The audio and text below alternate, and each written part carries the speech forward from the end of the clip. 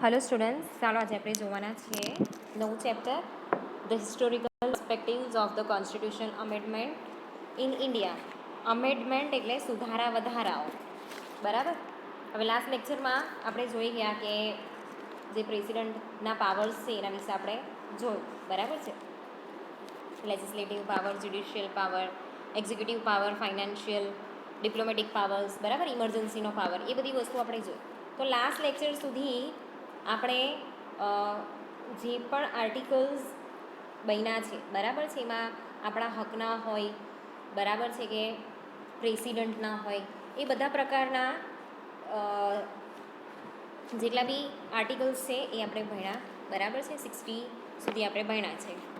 Okay, હવે આપણે જે ઇન્ડિયન કોન્સ્ટિટ્યુશન છે એ મેં તમને કીધેલું કે ક્વાસી ફેડરેશન ટાઈપનું છે, બરાબર છે, પ્યોર ફેડરેશન નથી. તો ક્વાસી ફેડરેશનની અંદર આપણે અમેન્ડમેન્ટ કરી શકીએ છીએ, બરાબર છે. લાઈક કેનેડાનું છે એવી રીતે, ઓસ્ટ્રેલિયાનું પણ છે એવું, બરાબર. જ્યારે જે અમેરિકાનું છે એ ટોટલ ફેડરેશન છે, એની અંદર જો અમેન્ડમેન્ટ કરવું હોય તો બહુ અઘરું છે એ ટાઈપનું. ઓકે, તો હવે અમેન્ડમેન્ટ એટલે શું? What is amendment in constitution? તો અમેન્ડમેન્ટ એટલે જ્યારે કોઈ પણ આર્ટિકલ છે કે કોન્સ્ટિટ્યુશન છે એની અંદર આપણે મોડિફિકેશન લાવીએ, એને ચેન્જ કરીએ, બરાબર છે. ચેન્જ એટલે તદ્દન ચેન્જ કરવા જેવું નથી, એની અંદર મોડિફિકેશન લાવીએ, બરાબર છે, તો એને આપણે કહીશું અમેન્ડમેન્ટ, બરાબર છે. તો generally amendment is any change which is made in any document, બરાબર છે. જે ઓલરેડી પબ્લિશ થઈ ગયું છે એની અંદર આપણે કોઈ ચેન્જ કરીએ, બરાબર છે, એને આપણે કોન્સ્ટિટ્યુશન કહીશું, બરાબર છે. But when the amendment in constitution is addressed it really need food for thought, બરાબર છે. તો આપણે અમેન્ડમેન્ટ જે છે એ કોને કહીશું? તો આપણે જોઈએ, a constitutional amendment is a modification of the constitution of a polity. Polity એટલે શું? રાજકારણ.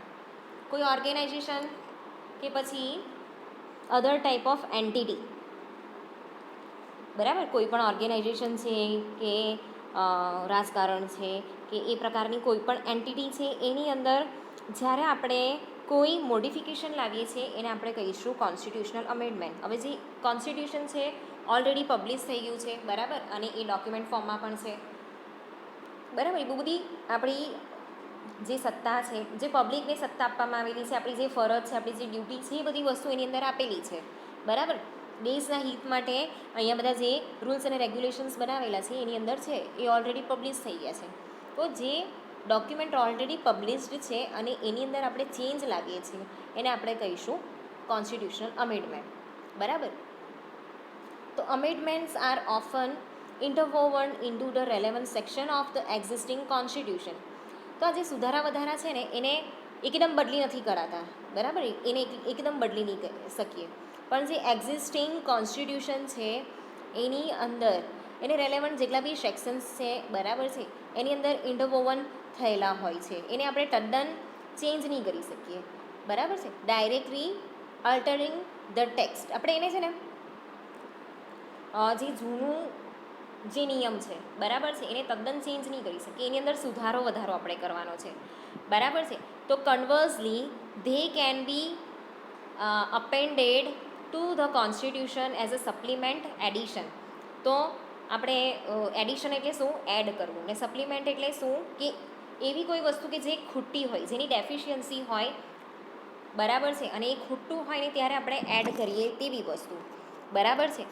તો અહીંયા કન્વર્સલી શું છે કે જે અમેન્ડમેન્ટ આવે છે, બરાબર છે, તો કોન્સ્ટિટ્યુશનની અંદર કોઈ વસ્તુ ખૂટતું હોય, આપણે સપ્લિમેન્ટ્સ ક્યારે લઈએ છીએ? પ્રોટીન છે, બરાબર, કેલ્શિયમનો ટીકડી છે, પછી પ્રોટીન પાવડર્સ છે, બરાબર છે, ક્યારે લઈએ? જ્યારે શરીરની અંદર એ વસ્તુ ખૂટતી હોય ને ત્યારે આપણે ઉપરથી એનો પાવડર છે કે એવી બધી વસ્તુ આપણે લેતા હોઈએ, બરાબર છે. તો જે સપ્લિમેન્ટ એડિશન્સ છે જેને કહેવામાં આવે છે કોડિસલ્સ, બરાબર, એ વસ્તુ અહીંયા કરવામાં આવે છે. જે વસ્તુ એની અંદર ખૂટતું હોય ને તે એની અંદર નાખવામાં આવે છે. thus changing the frame of government without altering the existing text of the document. તો જે ટેક્સ જે છે બરાબર છે,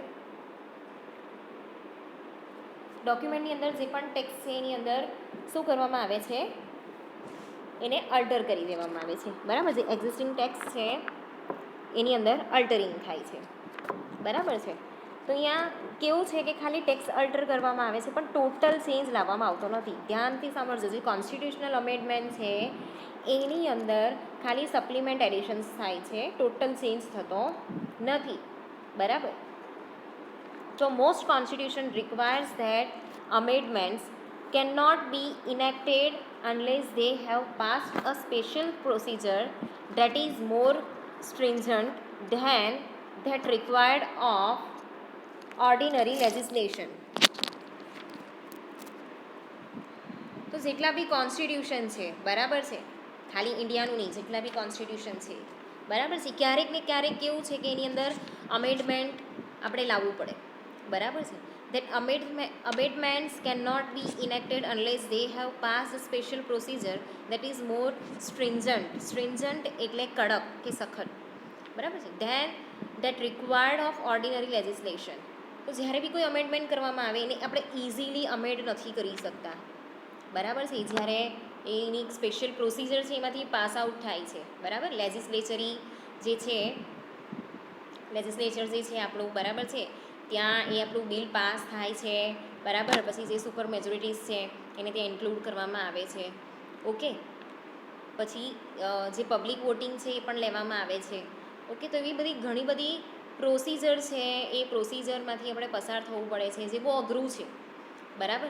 ને કેટલાક જે ફેડરેશન છે એને આપણે ચેન્જ નહીં કરી શકીએ, ત્યારે તો બહુ મોટી પ્રોસિજર થાય છે, બરાબર, જેને ચેન્જ કરવું બહુ જ અઘરું છે. એટલે આ એક ઓર્ડિનરી વિષય નથી, બરાબર છે. તો example of such special procedures include super majorities. હવે સુપર મેજોરિટીઝ એટલે શું કે જ્યારે જે લેજિસ્લેટરના જેટલા બી માણસો છે, બરાબર છે, એમાં વોટિંગ જેવી સિસ્ટમ થતી હોય, ઓકે. અને એમાંથી જેની અંદર મેજોરિટી આવે, જેની અંદર સૌથી વધારે મેજોરિટીઝ આવે, બરાબર છે. હવે અમેન્ડમેન્ટ કરવાનું છે કે નથી કરવાનું, તેના માટે બધાની યસ આવે કે પછી એની અંદર જે પણ સજેશન છે તો એની અંદર જે સજેશન સૌથી વધારે આવે એ પ્રમાણે અહીંયા શું કરવામાં આવે, ચેન્જીસ કરવામાં આવે, બરાબર છે. ઓર ડાયરેક્ટ અપ્રુવલ બાય ધ ઇલેક્ટોરેટ. તો અહીંયા જે ઇલેક્ટોરેટ કોલેજ મેં તમને કીધેલી ને, રાજ્યસભાના ને જે લોકસભા છે, બરાબર છે, એટલે કે જે પાર્લામેન્ટ છે એ પાર્લામેન્ટના જે મેમ્બર્સ છે ઇલેક્ટોરેટ કોલેજ કહેવાય, બરાબર છે. તો એના જે મેમ્બર્સ છે એ લોકો દ્વારા ડાયરેક્ટ અહીંયા અમેન્ડમેન્ટ કરવામાં આવે, બરાબર છે. કે પછી રેફરેન્ડમ કરવામાં આવે, લોકમત લેવામાં આવે, બરાબર છે. લોકો શું કે વિચારે છે, લોકો શું કહે છે એ એલા લોકમત લેવામાં આવે છે. રેફરેન્ડમ એટલે લોકમત, બરાબર. ઓર even a combination of 2 or more different special procedures. અહીંયા કેવું છે કે એકથી જો વાત નહીં બનતી હોય તો એની અંદર 2 કે એનાથી વધારે જે પ્રોસિજર છે એનું કોમ્બિનેશન કરીને પણ અહીંયા આપણે અમેન્ડમેન્ટ લાવી શકીએ છીએ, બરાબર. તો આ referendum to amend the constitution may also be triggered in some jurisdictions by popular initiatives, બરાબર.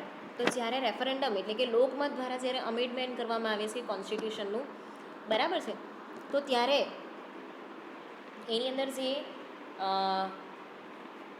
જ્યુરિડિક્શન્સ છે, બરાબર છે, એ જ્યુરિડિક્શન્સને પણ અહીંયા ઇન્વોલ્વ કરવામાં આવે છે. અને એની અંદર જે પોપ્યુલર ઇનિશિયેટિવ્સ છે, પોપ્યુલર ઇનિશિયેટિવ્સ એટલે કોણ, એનો મિનિંગ શું થાય, તો એમાં કેવું છે કે જ્યારે આપણે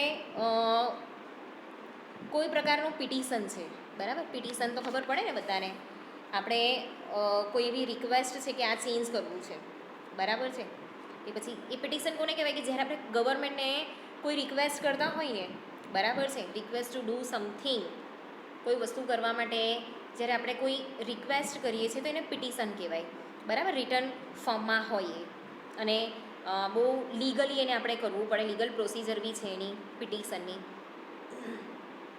બરાબર. તો જ્યારે આપણે કોઈ પિટિશન સાઇન કરાવવું હોય, બરાબર, કે ભાઈ minimum members of registered voters છે, બરાબર, એમાં કેટલાક રજિસ્ટર્ડ વોટર્સ હોય, બરાબર છે, અને એની અંદર એ લોકો શું કરે છે કે વોટિંગ કરાવે છે. તો એ વોટિંગની અંદર એ લોકો દ્વારા જે વોટર્સ એ લોકો દ્વારા એ જે પિટિશન છે એ સાઇન થાય છે, બરાબર છે, અને પછી ગવર્મેન્ટને આપવામાં આવે છે. તો જે વોટર્સ છે, તો voters can force government to choose to either enact a law or hold a or hold public vote in parliament. તો એની અંદર કેવું છે કે આ જે સિલેક્ટેડ વોટર્સ છે એ લોકો તરફથી એવું કહેવામાં આવે છે કે ભાઈ ક્યાં તો અમારી વાત જે છે એ માની લો, ક્યાં તો પછી પબ્લિક વોટિંગ કરાવો, પાર્લિયામેન્ટની અંદર પબ્લિક વોટિંગ કરાવો. તો એને કહીશું પોપ્યુલર ઇનિશિયેટિવ્સ, બરાબર છે. તો આ રીતે એની અમુક પ્રોસિજર દ્વારા પણ આપણે એને અમેન્ડ કરી શકીએ છીએ, બરાબર છે. સુપર મેજોરિટીઝ ઇન ધ લેજિસ્લેટરથી કરી શકીએ, ઇલેક્ટોરેટથી કરી શકીએ, રેફરેન્ડમ લોકમતથી કરી શકીએ, પોપ્યુલર ઇનિશિયેટિવથી કરી શકીએ, બરાબર. હવે પોપ્યુલર ઇનિશિયેટિવ્સની અંદર કોણ કોણ આવશે કે જે ભાઈ જે રજિસ્ટર્ડ વોટર્સ હોય એ લોકો, બરાબર છે, અને પાર્લામેન્ટવાળા એ લોકો બંને અહીંયા વોટિંગ કરી શકે છે. હવે ઓસ્ટ્રેલિયા અને Ireland provides example of constitution requiring that all amendments are first passed by the legislator before being submitted to the people. તો લોકમત પહેલાં અહીંયા શું કરવામાં આવે છે ઓસ્ટ્રેલિયા અને આયર્લેન્ડમાં, બરાબર છે. એ લોકોની જે સિસ્ટમ છે ને એ બહુ સારી સિસ્ટમ છે. એ કોન્સ્ટિટ્યુશનની અંદર જ્યારે અમેન્ડમેન્ટ આવે છે તો સૌથી પહેલાં એનું બિલ ક્યાં પાસ થાય છે, ક્યાં થાય, લેજિસ્લેટરની અંદર, બરાબર છે. In the case of Ireland a simple majority of those voting at the electorate is all that is required. તો અહીંયા જેટલા બી ઇલેક્ટોરેટ છે, બરાબર છે, એટલે કે પાર્લામેન્ટના મેમ્બર્સ, બરાબર છે, એ લોકોની અહીંયા જે વોટિંગ કરાવવામાં આવે છે અને એની અંદર જે મેજોરિટી આવે એના દ્વારા અમેન્ડમેન્ટ કરવામાં આવે છે, બરાબર. તો આયર્લેન્ડની અંદર તો બહુ સિમ્પલ સિસ્ટમ છે. Whereas a more complex set of criteria must be met in Australia. હવે ઓસ્ટ્રેલિયાની અંદર આ પ્રોસેસ બહુ કોમ્પ્લેક્સ છે, બરાબર છે. A majority of voters in a majority of state is also necessary. તો સ્ટેટ વાઇઝ પણ અહીંયા શું કરવામાં આવે છે, વોટિંગ કરાવવામાં આવે છે, બરાબર છે. તો સ્ટેટ લેવલના વોટર્સ અને પછી પાર્લામેન્ટના વોટર્સ એવી રીતે અહીંયા કાઉન્ટ કરવામાં આવે છે. તો Switzerland has procedure similar to the Australia. સ્વિટ્ઝરલેન્ડમાં પણ એ ટાઈપનું જ છે.